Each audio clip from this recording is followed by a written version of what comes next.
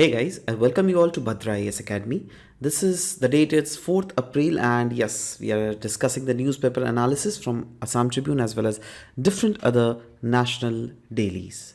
So, this whole discussion is presented by me, Shubhodeep. So, let's start.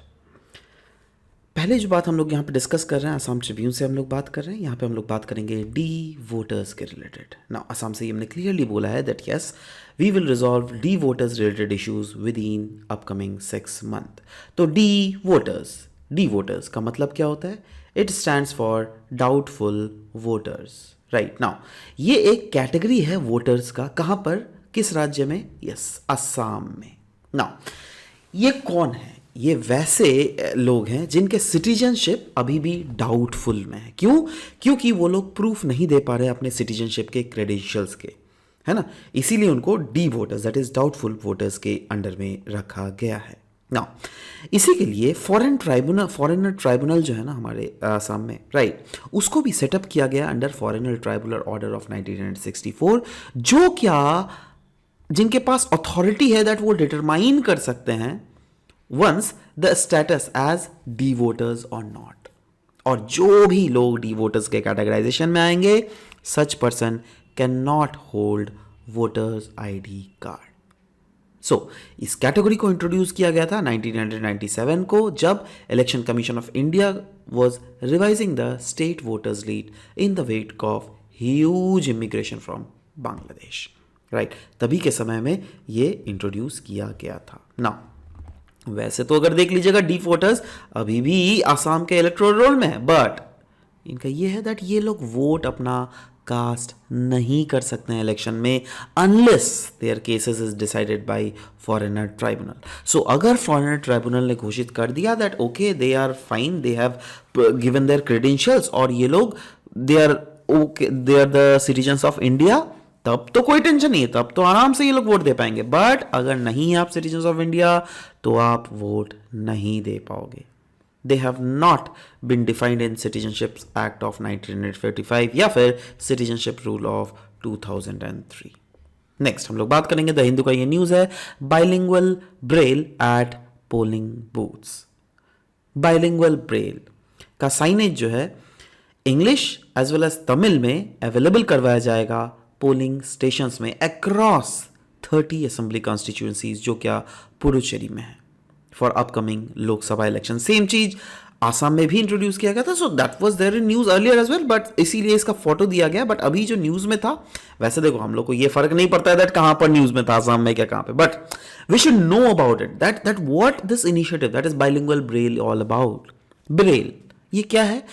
वैसे लोग जो दिव्यांग होते हैं, जो आंखों से देख नहीं पाते हैं ना, उनके लिए ब्रेल यूज किया जाता है. राइट, तो ये इनिशिएटिव ही है जिससे एम किया जा रहा है to facilitate visually impaired voters, जिससे विजुअली इंपेयर्ड वोटर्स जो है आराम से अपना वोट को कास्ट कर सके इंडिपेंडेंटली, है ना. मतलब वो लोग सिंपली इन सबको छूकर पता कर सके दैट कौन सा बटन कौन से बटन को दाबने से कौन सा पॉलिटिकल पार्टी को वोट जाएगा. समझ रहे हो? तो ब्रेल साइनेज जो है ये कंटेन करता है कैंडिडेट्स के डिटेल्स, जिससे अलाउ किया जाता है वोटर्स को दैट वो इजीली आइडेंटिफाई कर सके और वोट कर सके for their chosen candidates. Additionally ये भी बोला गया दैट विजुअली इंपेयर्ड वोटर्स जो होते हैं ना, they have the option to bring companion if they prefer. मतलब अगर वो चाहते हैं तो वो अपने साथ एक कंपेनियन भी ला सकते हैं. और जी हाँ, ये दिया हुआ है कंडक्ट ऑफ इलेक्शन रूल्स 1961 के रूल नंबर 49N के अंडर, ये क्लियरली लिखा भी हुआ है. अब ये न्यूज़ ही इतना बड़ा है ना क्योंकि इसके रिलेटेड आप एथिकल सिनारियो भी, एथिकल वैल्यूज़ को भी इस सिनारियो के अंदर डाल सकते हो. एथिकल वैल्यूज़ यहाँ पे है क्या क्या? इसमें हम लोग इंक्लूसिविटी प्रमोट कर रहे हैं क्योंकि ब्रेल साइनेज इंश्योर करता है इक्वल वोटिंग राइट्स. साथ ही साथ हम एम्पैथी भी तो इंश्योर कर रहे हैं ना, क्योंकि इंडिपेंडेंट वोटिंग ऑप्शंस मिल रहे हैं जिससे मतलब शो किया जा रहा है understanding for visually impaired voters. साथ ही साथ इसके साथ ट्रांसपेरेंसी भी तो प्रमोट हो रही है क्योंकि क्लियर ब्रेल साइनेज इन्हांस करता है इलेक्टोरल प्रोसेस के क्लैरिटी को. और यही नहीं, अकाउंटेबिलिटी को भी ये प्रमोट करता है क्योंकि ऑफिशियल्स इंश्योर करते हैं support for visually impaired voters. Respect किया जाता है for accommodations reflect dignity and autonomy. Next हम लोग बात करेंगे स्वेल वेव्स के बारे में, क्योंकि सदर्न और सेंट्रल केरला में एक्सपीरियंस किया गया इन वेव्स को, जिनको वहाँ पे लोकल नेम में कला कडाल भी बोला जाता है। स्वेल वेव्स ये क्या है? ये ओशन के वेव्स ही हैं, राइट। और इनको स्वेल वेव्स क्यों बोला जाता है? क्योंकि ये जो है ना ट्रैवल करता है बहुत लंबे डिस्टेंसेस से from their area of origin, and ये यूजुअली जनरेट होते हैं बाई डिस्टेंट वेदर सिस्टम या फिर स्टॉर्म्स से।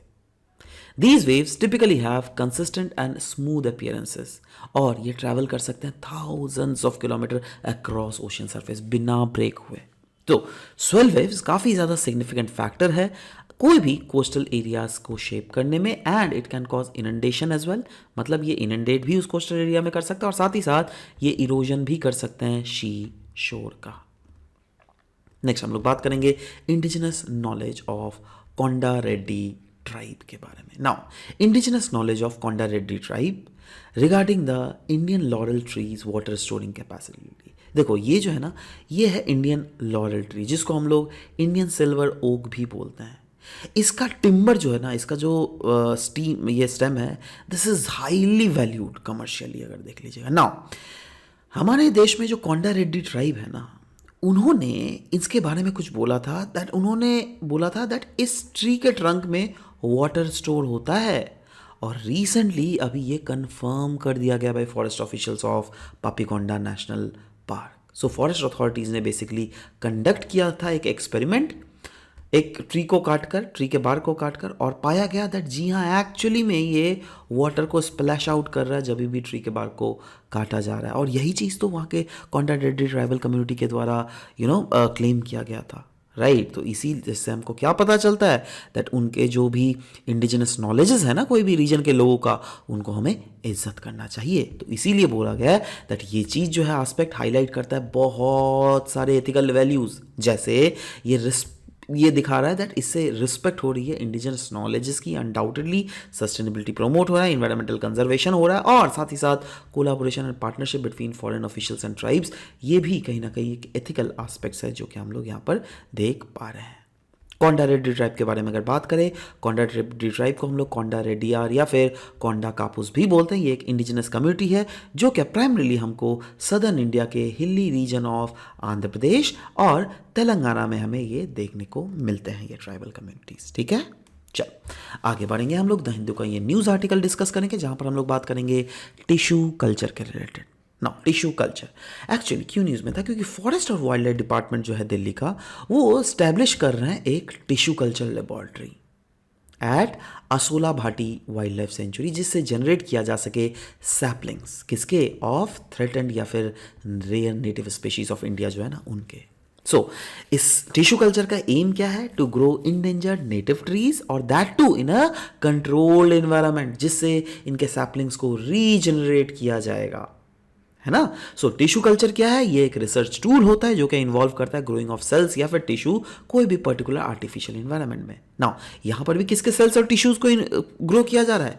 इंडिजिनस सैपलिंग्स के, राइट। और उसको भी क्या एक आर्टिफिशियल एनवायरनमेंट में ही ना ग्रो किया जा रहा है, इसलिए हम लोग उसको माइक्रो प्रोपगेशन का नाम से भी जानते हैं। प्लांट टिश्यू कल्चर जो है ये वैसे तो एनिमल टिश्यू कल्चर भी होता है, राइट, बट अभी यहाँ पे हम लोग प्लांट टिश्यू कल्चर के बारे में बात कर रहे हैं। तो यस, ये एक टेक्निक है जो कि इन्वॉल्व करता है ग्रोइंग ऑफ प्लांट सेल या फिर टिश्यूज या फिर ऑर्गेनाइज और प्लांट के organs in a sterile control environment. In fact ये यूज करता है produced clones of a plant and under the right condition a single cell can be used to regenerate an entire plant as well, बशर्ते एक proper अगर conditionality मिले तो, right. तो आशा करता हूँ ये चीज़ें समझ में आई होंगी। तो this was all about the discussion that we had for this session. मिलते हैं आप सबके साथ नेक्स्ट सेशन में। Till then bye bye, take care and thank you guys, thank you for listening to the whole video, thank you very much.